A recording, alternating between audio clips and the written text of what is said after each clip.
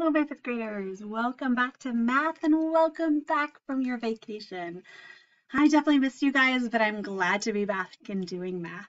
So, some of you might not say that, but okay. So today we're actually going to be doing 6.6. So that's going to be the title of our page or of our notes. 6.6 is just add and subtract fractions. Oh my gosh, what just happened to my marker? And subtract would actually fit fractions.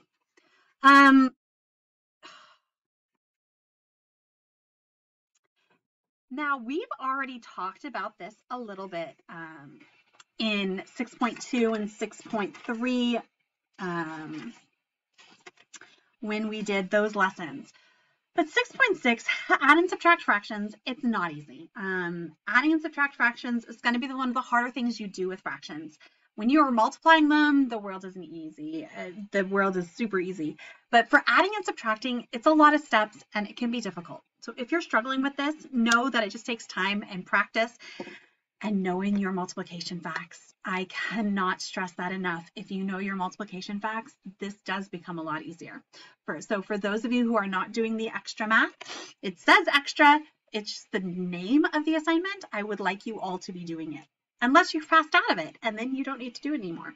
So to add and subtract fractions, step one, make same denominator.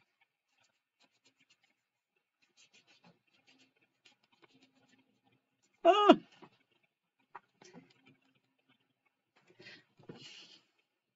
Right, you want to make the denominators the same. You can't add them yet. You can't add the numerators until the denominators are the same. And now why is that? It has to do with the size of the piece. The denominator is just telling me how I'm going to cut the pieces up into. How big of a slice is it going to be? Is it going to be half of the pizza or a fourth of the pizza? And because those are different numbers, if I have, for example, 5/12 plus 1/3, I can't add something that's cut into 12ths and something that's cut into thirds and expect it to all work out. So the first step is I need to make the same denominators. And you do that using equivalent fraction. Equivalent fractions, right? You want them to be the same. I can't change this number. 5/12, I can't suddenly just be like, oh, I'm going to eat a slice to make it easier on myself. It doesn't work that way. So they have to be equivalent. They have to be the same. Now remember, we talked about those common denominators. If I have a 12 and a 3, what's a number that I can change them both into?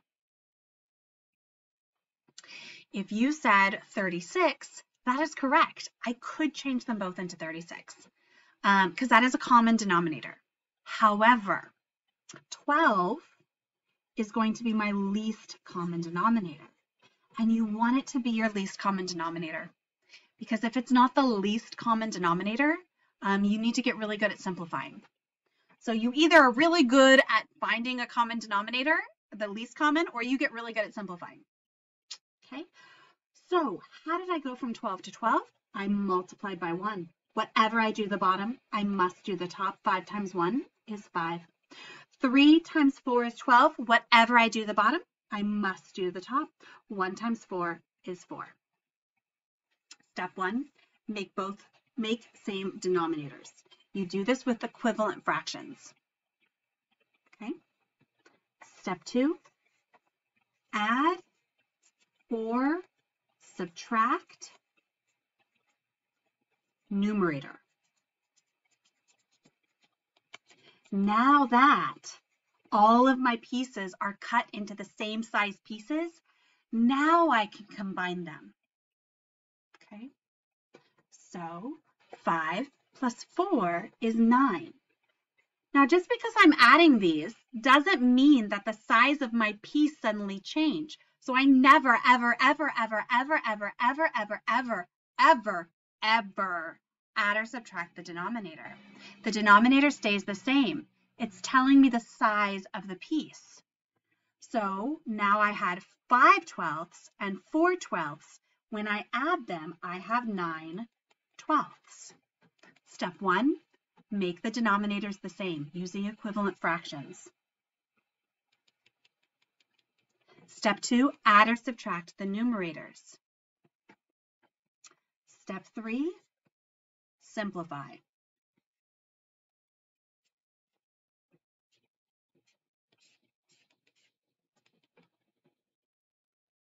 To simplify, you divide both top and bottom by the same factor and continue to do so. You can go back to our simplifying. I have 9/12. Are both numbers even? No. Can I divide by 3? Yes. 9 divided by 3 is 3. 12 divided by 3 is 4. They're one away from each other, so that is simplified. Step 1, make both denominators the same, and then use the equivalent fractions to figure out the numerators. Step 2 is to add the numerators, and step 3 is to simplify. So let's do a few more examples. I like to write the fractions one on top of each other, even though our book has them side by side. And the reason I do that is because it lets me write the equivalent fractions next to it, honestly, and it really helps my mind organize my thoughts. So 1/6 plus 3/4. Find a common denominator.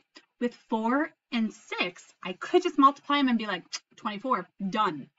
If I do that, and that's completely off, and it is a way to do it, but I'm going to have to simplify at the end.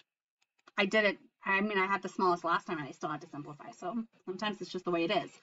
But when I look at 6 and 4, I know if I list my multiples, 6, 12, 4, 4, 8, 12, I've got a common denominator of 12. So now I'm going to make both fractions become 12. How do I do that? 4 times 3 is 12. Whatever I do to the denominator, I must do to the numerator. 3 times 3 is 9.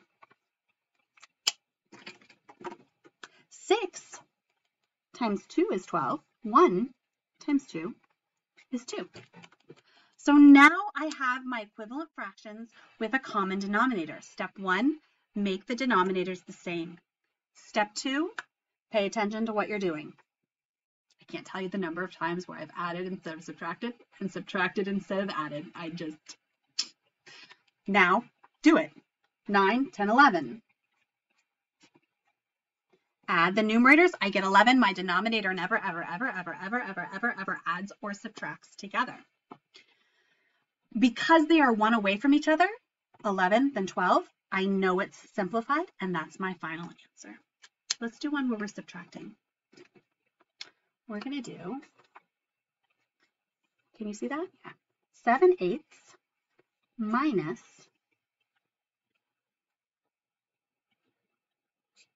3/4. I paused because I'm making up these numbers and I want to make, it's fine. Now, what is a common denominator? I could just choose 32, 8 times 4. It is a common denominator, but it's going to be a lot of reducing at the end, and it's nicer not to have to do that. So when I look at 8 and 4, I realize that the least common denominator is actually 8.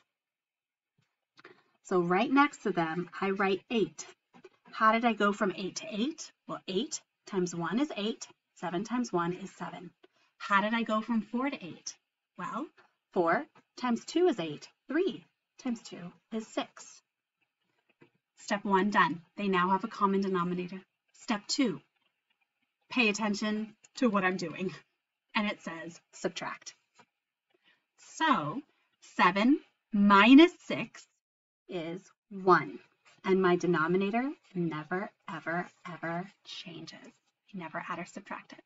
All right, you guys, I will see you in a little bit for more hands-on practice, but remember, these are the steps that we're doing. Make the same denominator, add or subtract the numerators, and then simplify. And hopefully they're already simplified if you chose the least common denominator. See you in a little bit. Maybe I'll just keep talking. I can find my mouse.